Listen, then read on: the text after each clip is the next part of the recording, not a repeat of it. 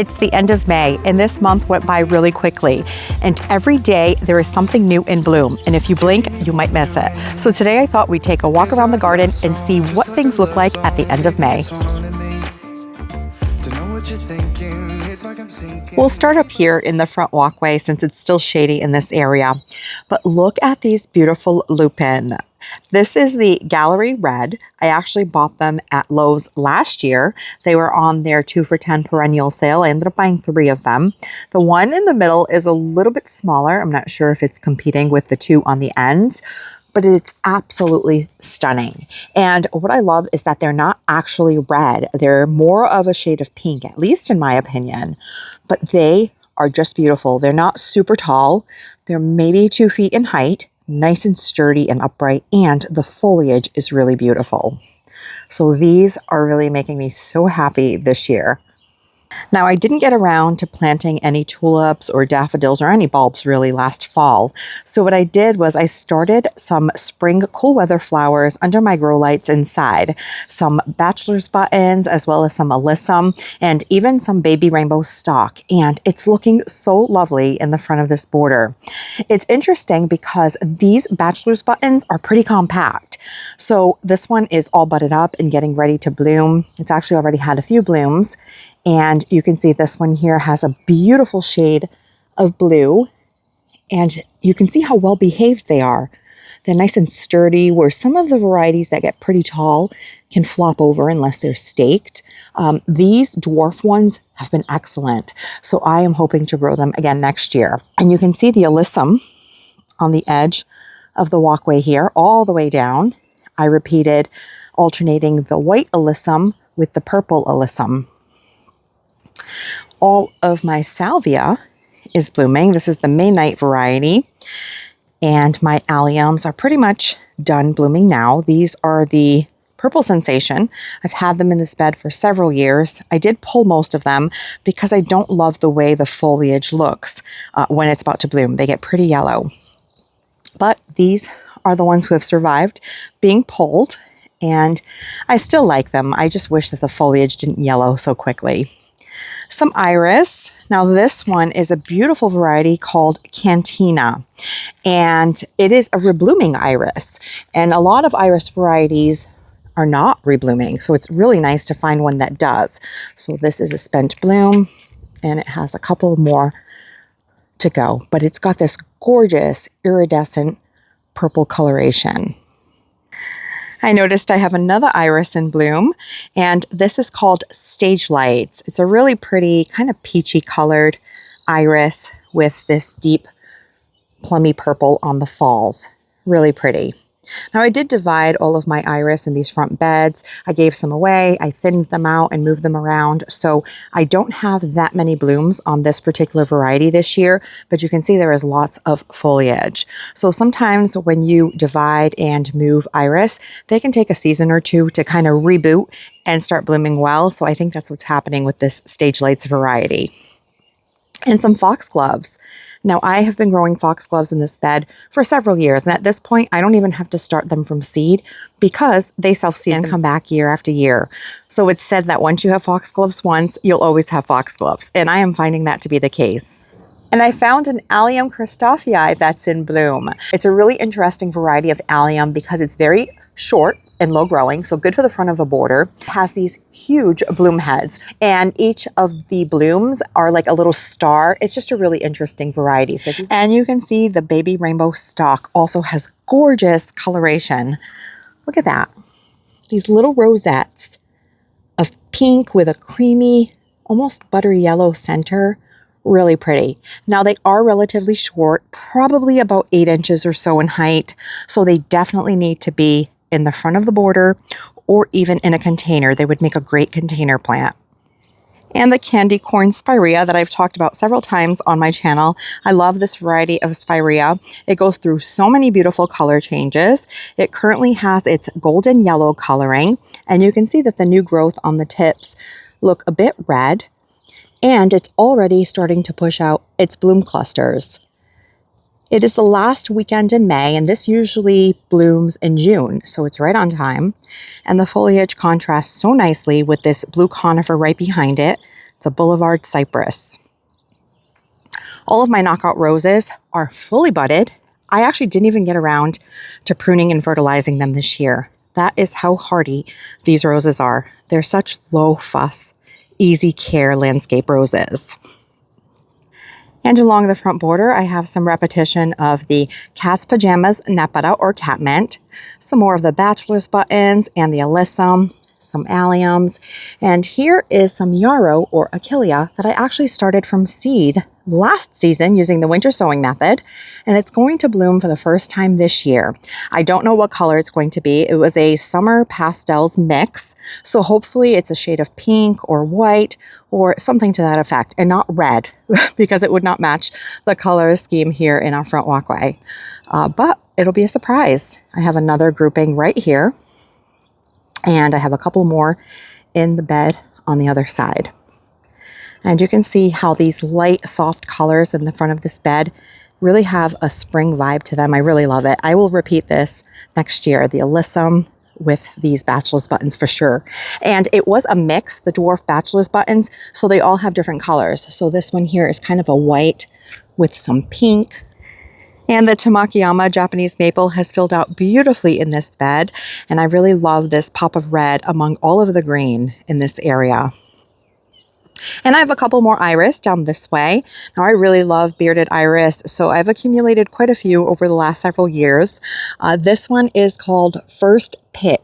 It's a really pretty purple with some white on the falls. It's also a pretty vigorous grower. You get lots of flowers off of this one. Now I did again divide these. I gave away quite a few rhizomes to my garden club last year, so it's taking a little while to reload. So I only have that one bloom stalk this year, but I have no doubt that this one's going to rebound beautifully because it has provided so many flowers in the past.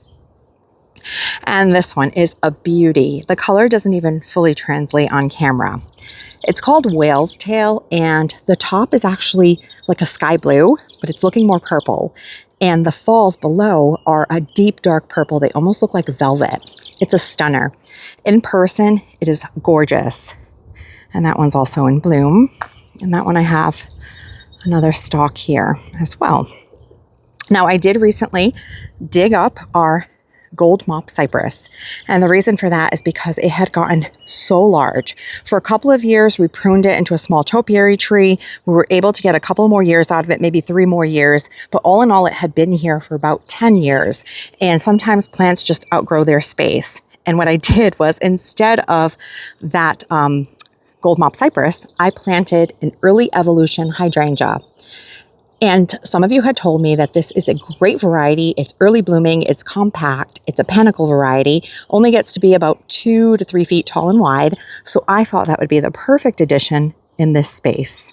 Also, by removing that gold mop cypress, it really gave this Hinoki cypress behind it an opportunity to shine, because this is such a mature specimen and it has such a beautiful and wide, kind of graceful arching habit. I love this conifer so much. And I think that it was kind of being obscured at the bottom by that gold mop cypress. And in my other front border, I have my Semfalls spirea that has its really pretty spring color.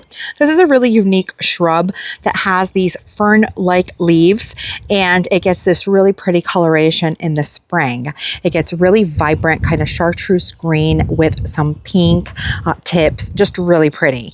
Now it does send out runners, and it wants to get upwards of 6 feet tall and wide, so I do have to kind of size check it in this space, which isn't ideal, and I do pull up the runners pretty often. But if you have an area that you can plant one of these and not worry about it, it's a really pretty shrub. And even after it gets its spring color, it will turn green and send up these fuzzy plumes of white blooms that the pollinators absolutely love. And they have these little like pearls in the middle of the flower, just really pretty.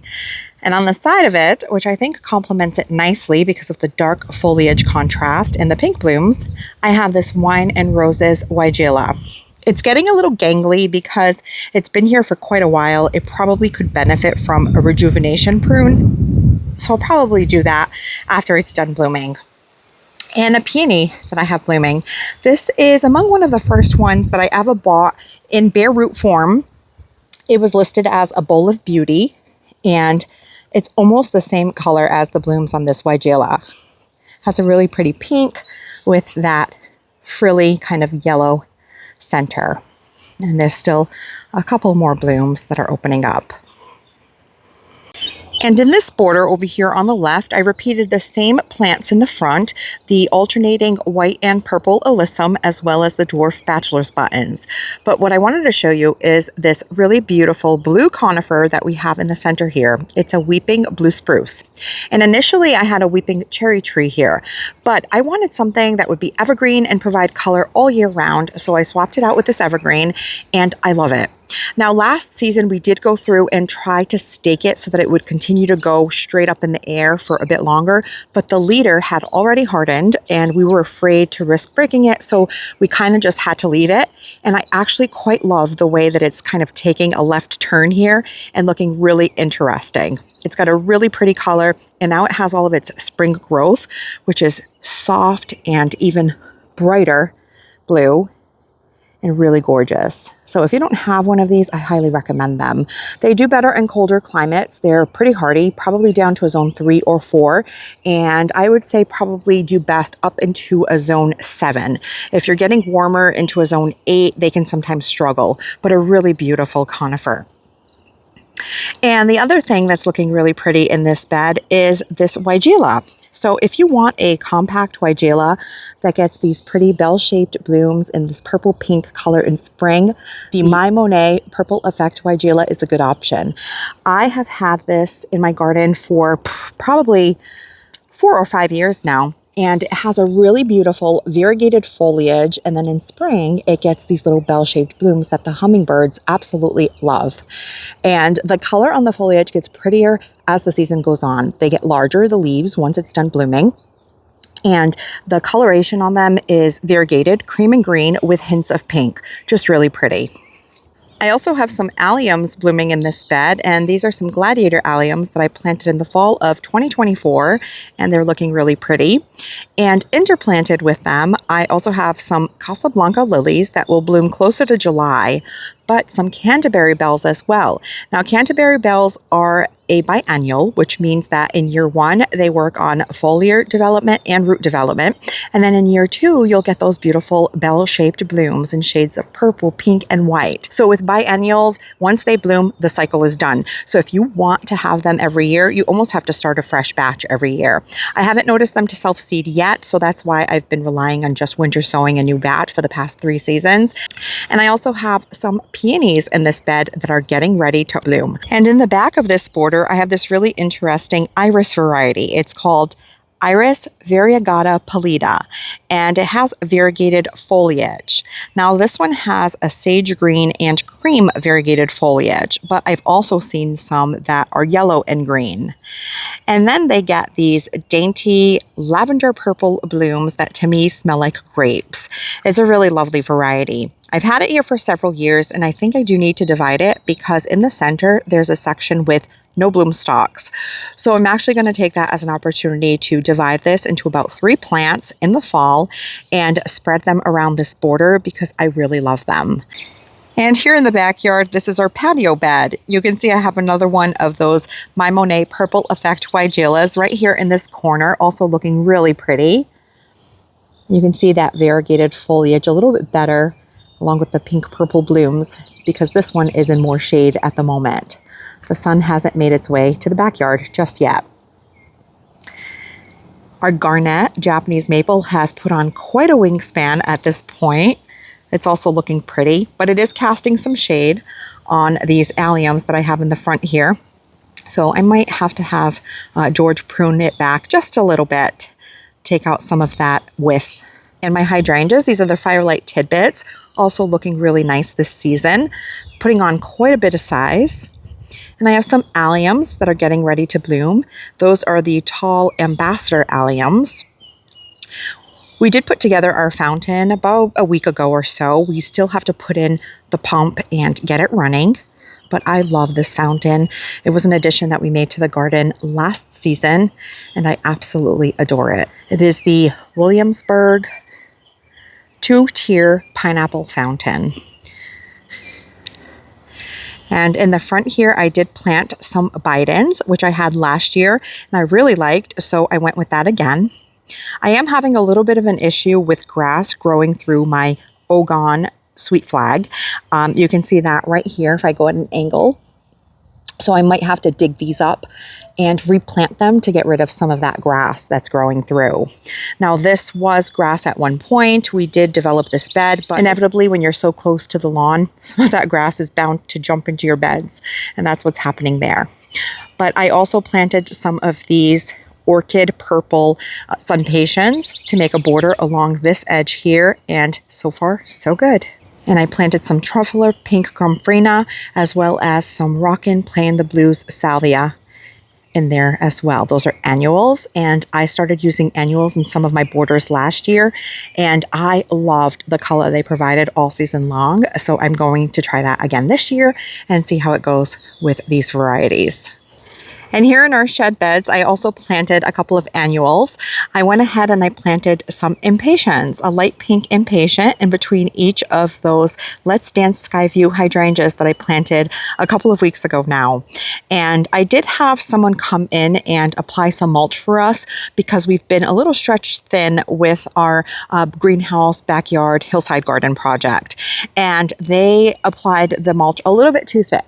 Now, you definitely want mulch that's about 3 to 4 inches thick or so, and in some areas it was about 5 inches thick, and I was afraid it was smothering my plants. So I've had to move a lot of it away from the plants, and I have to go through and collect it and apply it to other areas of the garden that still need a little bit of mulch. But I think that these impatiens are going to do really well here underneath the shade of this Dr. Merrill magnolia. But applying mulch to the garden is such a nice finishing touch. And whether you do that with a traditional wood mulch or with compost, it really does help keep those weeds down, conserve moisture, and also looks just really nice. It sets off your plants, and it's just such a great finishing touch. Now, in a recent update, I had shared with you on this bed where George had set some of this cobblestone along the edging. This bed had zero mulch, so it was in desperate need. But we have a couple more things blooming here now.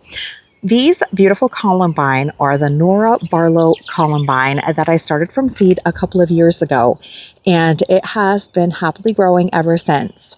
I will say that the black Barlow, which is more of a purple color, is not as vigorous as this Nora Barlow variety, but this one is doing quite well.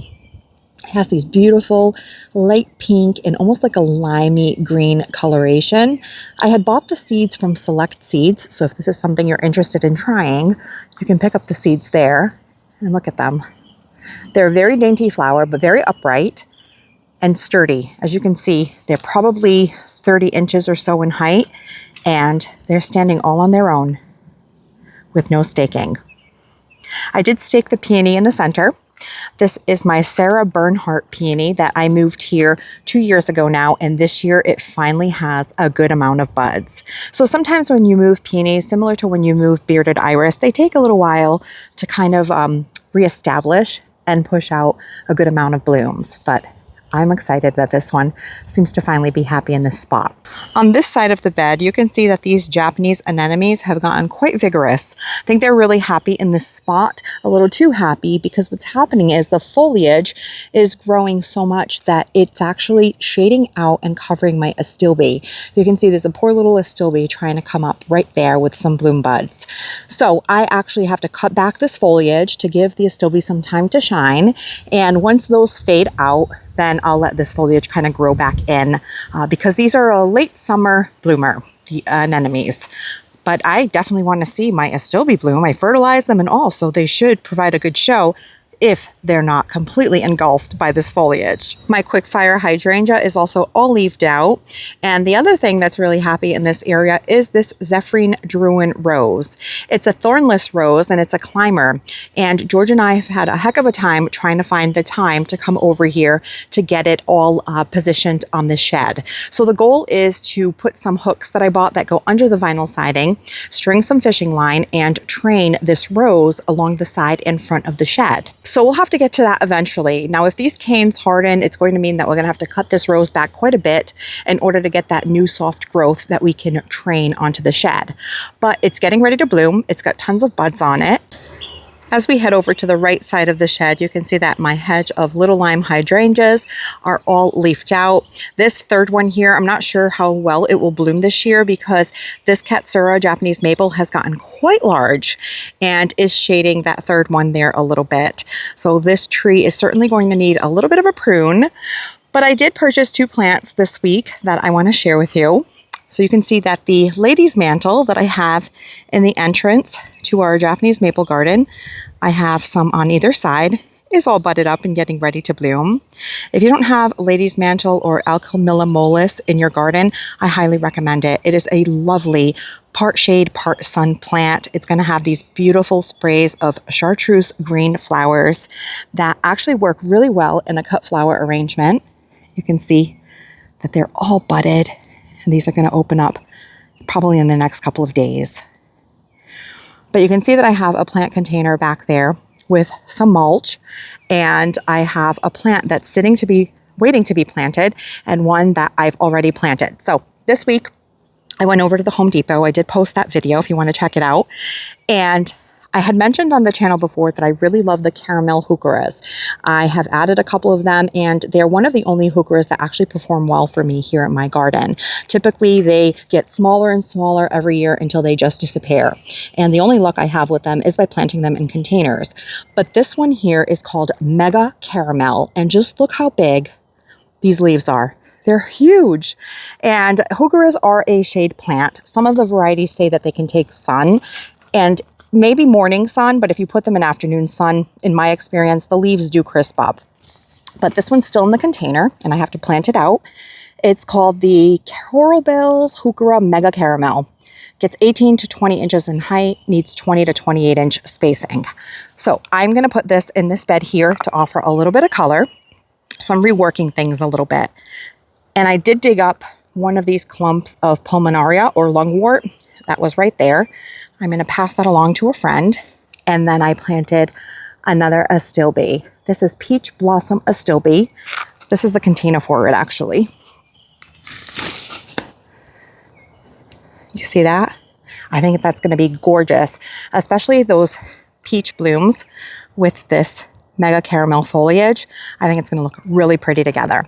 I love playing with different foliage and textures as well as color combinations. So I have a little bit of astilbe growing in that corner. We planted those together maybe a year ago now from bare root, and I think they'll bloom this year. Now the lungwort or pulmonaria that I have in this area, I did cut back all of the bloom stems when it was done blooming because they kind of flop under the weight of those flowers and don't look the best. At least I don't like the way they look. So I did cut them all back. They'll flush back out with some new foliage and look really pretty, probably in about a month or so. But something that I was really excited to see had made a comeback is this Ascot Rainbow Euphorbia. Now this one is one that if you have a bad winter, it might not make it, and we did have a bad winter this year. So it was looking pretty rough. I cut back all of the bad stems. I left one up that looked like it was okay, and it's actually blooming. This is a really interesting bloom on these Ascot Rainbow Euphorbia. They have this lime green color, kind of chartreuse, very unique shape. I really like them. And the foliage is also really pretty. It's variegated, and it has done really well for me in this part shade, a little bit of filtered afternoon sun location. And this bed in the backyard that we created last season is looking gorgeous. I look at it every day and I'm absolutely in love with it. Now, all of the plants came back beautifully, but there is one that is on its way out. So in the front here, I have this grouping. There are 3 Midnight Masquerade penstemon. I really like the dark foliage. I think it provides a nice contrast. But in the middle, there is one that took a turn this week. You can see that the foliage is kind of dying. I did give it some fish emulsion fertilizer in hopes that it would kind of help it. It hasn't yet, but if it doesn't do any better, I'm going to dig it up and I'm going to plant some more of this beautiful plant that I have right behind it. It is the Southern Charm Verbascum. And it is a short-lived perennial, meaning it'll come back for 2 to 3 years and then it'll kind of fizzle out. It does drop some seeds, so you'll get some babies. So I have some of that happening near the shed. But I did buy a couple of packs of seeds last year and this year. I've winter sown them. So this was the batch I winter sowed last year. And look how beautiful they look. Such a gorgeous plant. And I have another batch of winter sowing from this year that I'm also going to plant probably right where I remove this penstemon. So it's a new opportunity, right? This Artemisia or wormwood also got huge. And I wasn't sure that this one would make it because it was looking pretty sad when we first planted it, maybe a few weeks later. But look at it, it's rebounded beautifully. My friend Catherine did tell me that this grows wild by the beach, so it could be that it's kind of native or used to our conditions. We live kind of in a coastal town, and it could be that they're just really happy here. But I am happy that they're happy because it provides such a beautiful, bright pop of color in the front of this bed with this silvery foliage. And another beauty that is blooming is this meadow rue. Now this is called the cotton candy thalictrum or meadow rue. It is a proven winter's plant, but even the foliage on this plant is beautiful. I love the way that these look because of their height. I place them in the middle of the bed and they're providing a really nice height and color in the center here. Now the timing of the blooms on this thalictrum is perfect because it's blooming alongside of that Southern Charm verbascum, which has a similar shade of pink. And in the background, you can see a color echo of my lilac that's blooming.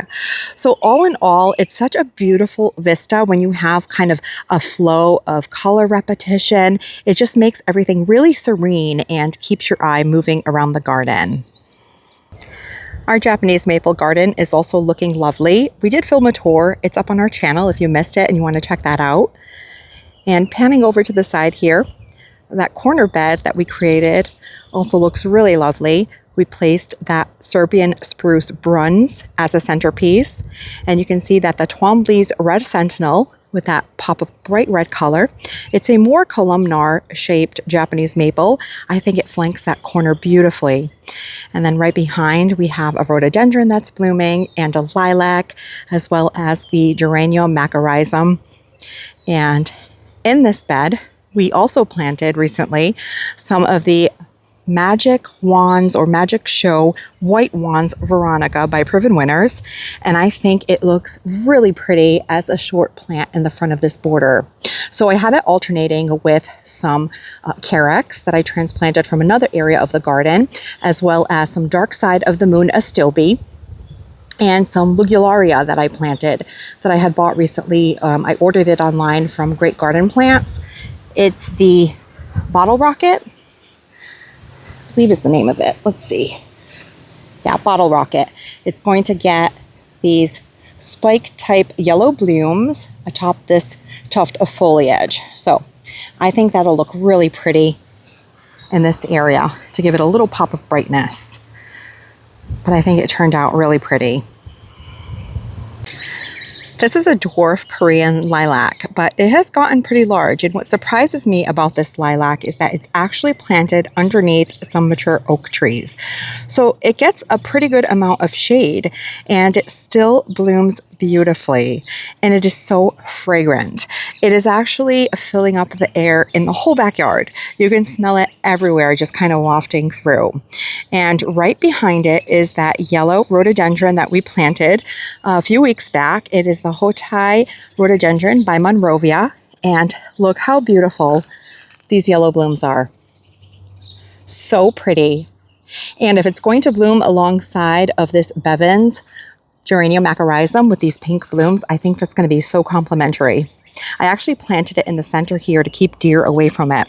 I did spray it and put a netting over it as a precautionary measure in case I didn't spray enough and the deer got to it, because I really wanted to enjoy the blooms. And over time, it is going to get taller, so it's going to be a little bit higher than the foliage of the geranium.